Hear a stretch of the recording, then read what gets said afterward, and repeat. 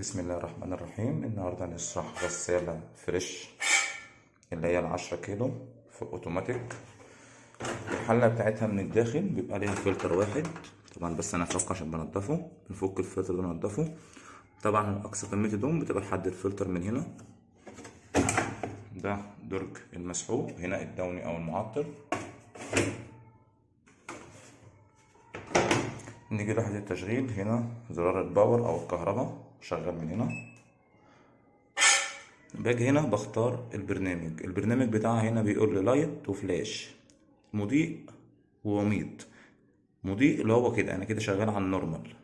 لو دوست ضغطة تاني ده الفلاش اللي هو بينور ويطفي، يعني انا كده شغال على البرنامج السريع، وهنا جايب لي 19 دقيقة.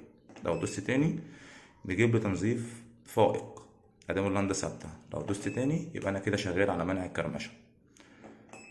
هنا برنامج الحرير، ده التجفيف بالهواء. هنا الحاجات الكبيرة أو الحاجات التقيلة، ده تنظيف الحلة أو تنظيف الحوض. عندي هنا الوظايف، بيبقى شغال معايا غسيل وشطف وعصر، ممكن أختار حاجة منهم. لو أنا مثلا واخد أول برنامج ممكن أشغل النقع مع البرنامج. عندي هنا سيلكت، بختار برضو منه. هنا زرار تأخير لو حابب أشغل الغسالة بعد ساعة أو ساعتين أو 3. هنا درجة الحرارة، حابب أستخدم مية باردة ولا سخنة ولا الاتنين. وهنا الستارت اللي هو التشغيل. طبعا بضغط ستارت بعد ما بختار البرنامج، وهنا مستوى المية ما بختارش حاجة. هي شغلها خفيف. وهنا بيقول لي السريع اهو.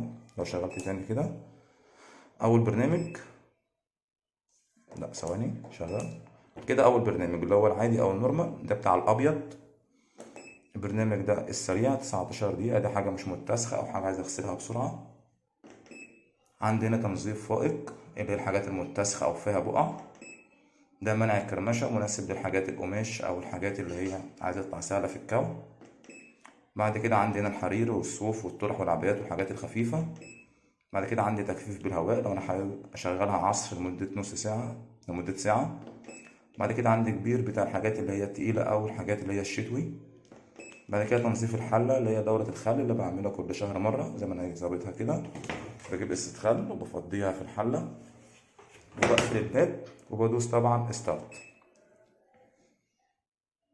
كده الغسالة هتبدأ تشتغل معايا على دورة الخل اللي هي دورة تنظيف الحوض.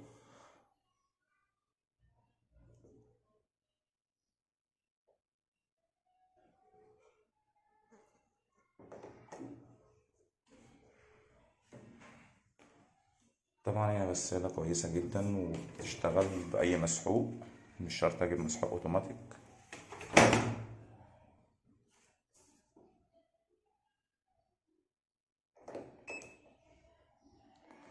لو حابب أشغل عصر بس أشغل من هنا واختار عصر فقط، بس أفصل كده تاني وأشغل.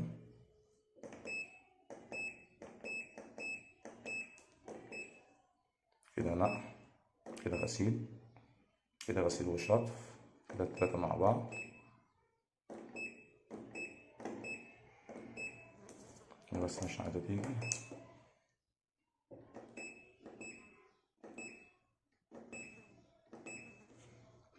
كده أنا اخترت عصر بس. لو دوست ستارت الغسالة هتبدأ تعصر فقط.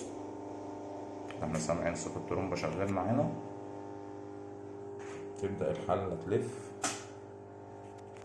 وتشتغل دورة عصر. عايز أعمل إيقاف مؤقت بضغط هنا على الزرار ده بتاع التشغيل، يعمل لي إيقاف مؤقت.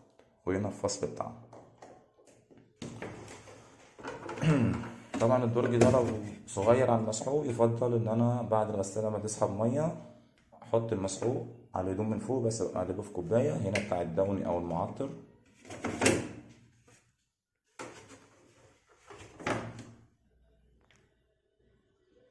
طبعا قلنا مستوى المية مش هنيجي جنبيه. هنا بختار منه البرامج، هنا بختار منه الوظيفة، حابب اختار نقع زيادة او اختار اي حاجة. هنا برضك نفس الكلام. هنا تأجيل الوقت، هنا درجة الحرارة، حابب اغسل بمية باردة ولا مية سخنة او الاتنين مع بعض. هنا زرار التشغيل او الستارت، بعد ما اختار كل حاجة بختار هنا او بدوس هنا ده زرار الكهرباء اللي بيشغل لي كهرباء في الغسالة. دي يعتبر كل حاجة في الغسالة فريش ال10 كيلو اللي هي الفول اوتوماتيك. طبعا اتمنى انكم تعملوا لايك للفيديو وتشتركوا في القناة، ولو في اي استفسار ممكن تكتبوه في التعليقات. السلام عليكم ورحمة الله وبركاته.